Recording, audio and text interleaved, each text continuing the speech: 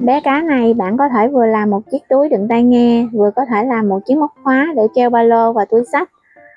Với những mũi móc đơn giản thì với một bạn mới bắt đầu móc len cũng có thể dễ dàng làm được.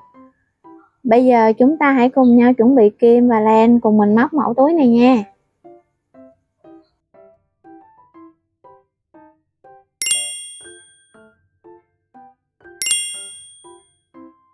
Nếu bạn cảm thấy những gì mình chia sẻ trong video này thực sự hữu ích với bạn thì hãy nhấn nút thanh bên dưới nha. Sự ủng hộ của bạn dù rất nhỏ thôi nhưng lại là động lực rất lớn để mình có thể tiếp tục duy trì kênh và dành nhiều thời gian tâm huyết để mà mang đến cho bạn nhiều hướng dẫn dễ thương và chất lượng hơn nữa. Cảm ơn bạn vì đã ở đây, đã xem đến video đến cuối và đồng hành cùng mình trên hành trình móc len này. Thật lòng biết ơn các bạn rất nhiều. Ở hàng móc đầu tiên mình sẽ tạo vòng tròn ma thuật. Thì cách tạo vòng tròn ma thuật như sau.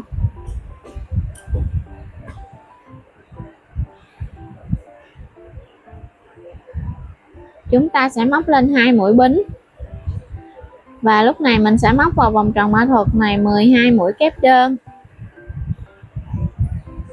1 2 3 4 5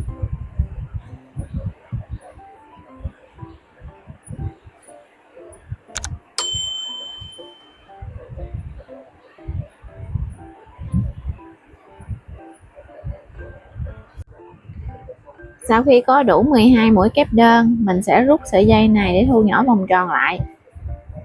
Và lúc này mình sẽ móc mũi dời qua đầu kép đầu tiên này để kết hàng, và chúng ta sẽ kẹp luôn cái đoạn len này vào.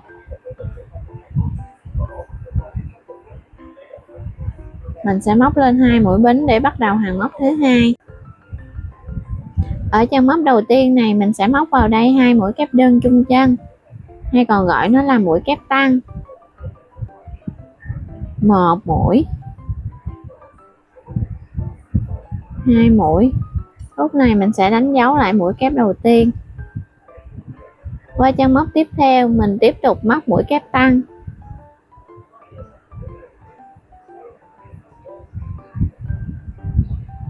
Và chúng ta sẽ lặp lại cách móc như vừa rồi cho đến hết hàng. Chúng ta thực hiện ở mỗi chân móc là một mũi kép tăng. Để khi kết thúc hàng móc thứ hai này mình sẽ có 24 chân mũi.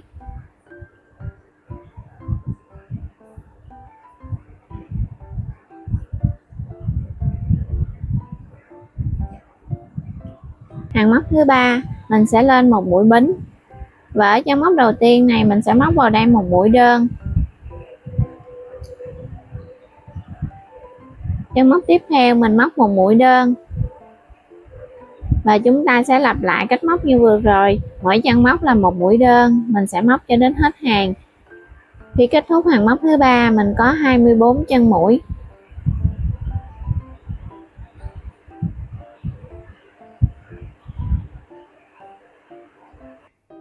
Bắt đầu hàng móc thứ tư mình sẽ bắt đầu tạo họa tiết lưới. Trước hết thì mình sẽ móc lên 4 mũi bính. Phía dưới này mình sẽ bỏ đi 2 chân móc, và qua chân móc thứ ba này mình móc vào đây một mũi dời. Là mình được một khoảng trống như thế này. Chúng ta sẽ lặp lại cái cách tạo khoảng trống như vừa rồi. Mình sẽ móc 4 mũi bính. Sau đó bỏ đi 2 chân và móc qua chân thứ ba này một mũi dời. Chúng ta sẽ tiếp tục lặp lại như vậy để tạo được 8 khoảng trống.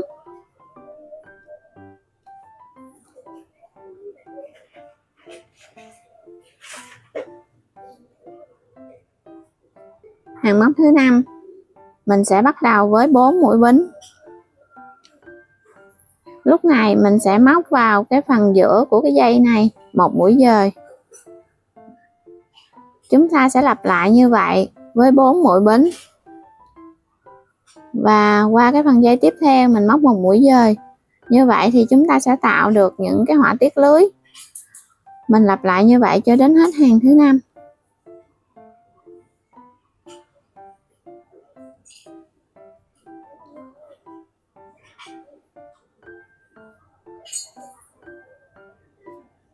Đi đến cụm móc cuối cùng, mình sẽ móc lên 2 bính thôi. Và qua cụm đầu tiên này, mình sẽ đếm 1, 2 và mình móc mũi dời vào cái chân bính thứ hai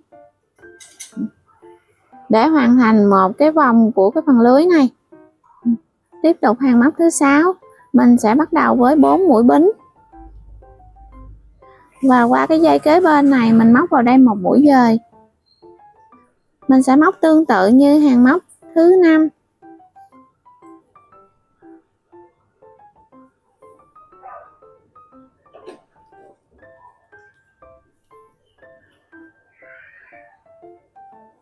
Ở đây đến cụm móc cuối cùng này mình sẽ móc 4 mũi bính và mình móc mũi dời vào cái điểm kết thúc này.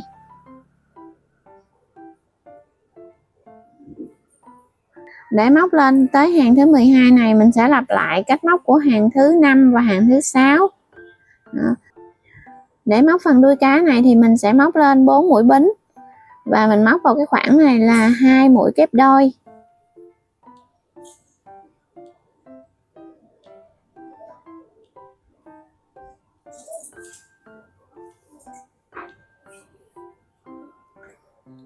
Sau đó mình qua cái khoảng dây tiếp theo này mình sẽ móc vào đây 4 mũi kép đôi.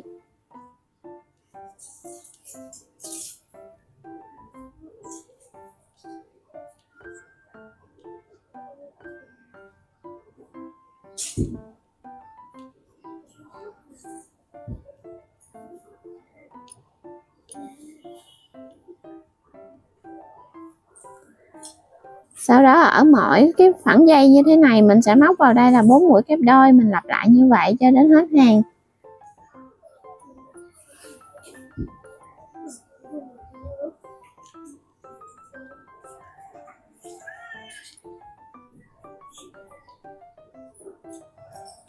Đến cái khoảng cuối này, ở phần trước này mình đã móc 2 mũi kép đôi rồi thì mình còn lại ở phần sau này mình sẽ móc tiếp 2 mũi kép đôi nữa.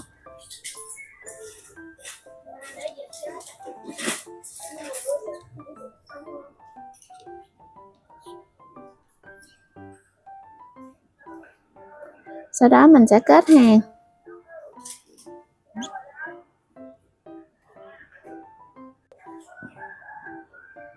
Hàng móc thứ 14 mình sẽ lên một bính. Ở chân móc đầu tiên này mình sẽ móc vào đây một mũi đơn. Chân móc tiếp theo mình sẽ móc 2 mũi đơn chung chân.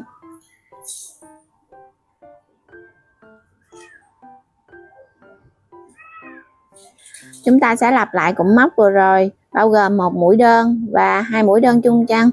Mình sẽ lặp lại nó cho đến hết hàng. Thì khi kết thúc hàng móc thứ 14 này mình sẽ có 48 chân mũi.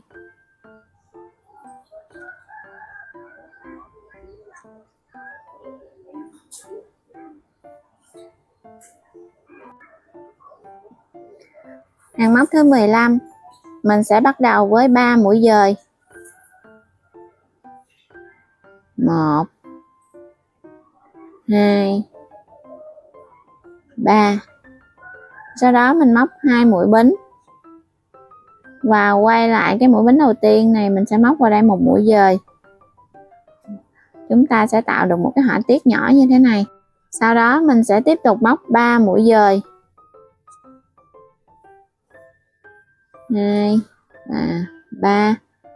Lúc này mình móc lên 2 mũi bính và quay lại mũi bính đầu tiên này móc một mũi dời để tạo cái họa tiết. Thì chúng ta sẽ lặp lại cái cách móc như vậy để tạo những cái họa tiết gò lên như thế này, bao gồm là 3 mũi dời, sau đó lên 2 mũi bính và quay lại móc một mũi dời. Chúng ta sẽ lặp lại như vậy cho đến hết hàng nha.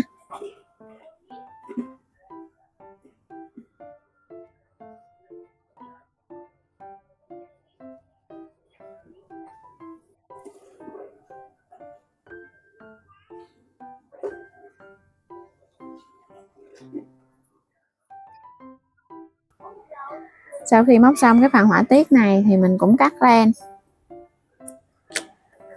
Sau đó chúng ta sẽ giấu đi cái đoạn len thừa này ha.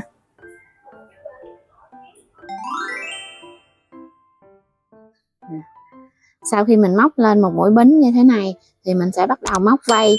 Thì mỗi cái vây như thế này mình sẽ móc một cụm gồm nhiều mũi móc. Trước tiên thì mình sẽ móc vào đây là 1 mũi nửa kép, tiếp tục 1 mũi kép đơn, sau đó mình sẽ móc mũi kép đôi. Lúc này mình sẽ móc lên 1 mũi bính và quay lại cái đầu kép đôi này mình móc 1 mũi dời để mình tạo được một cái họa tiết như thế này. Chúng ta tiếp tục móc 1 mũi kép đơn và sau đó sẽ là mũi nửa kép. Như vậy là mình đã móc xong một cái vây cá. Mình sẽ qua cái phần dây tiếp theo này để móc cái vây thứ hai, thì mình lặp lại cái tuần tự móc như vừa rồi. Trước hết sẽ là 1 mũi nửa kép, tiếp đó là 1 mũi kép đơn, đến mũi kép đôi, lên 1 mũi bính và quay lại móc 1 mũi dời, sau đó móc 1 mũi kép đơn và kết thúc bằng 1 mũi nửa kép. Chúng ta sẽ tiếp tục lặp lại để móc thêm 2 cái vây nữa nha.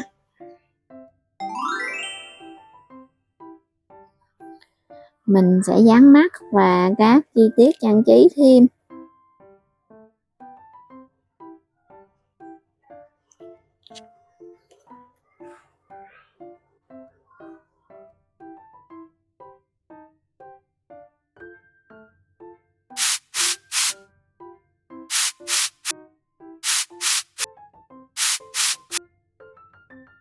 Chúng ta đã cùng nhau móc xong chiếc túi đựng tai nghe hình con cá. Cảm ơn các bạn đã xem hết video và cùng mình móc len ngày hôm nay. Chúc các bạn móc len vui vẻ và hẹn gặp lại các bạn trong những video sắp tới. Chào tạm biệt.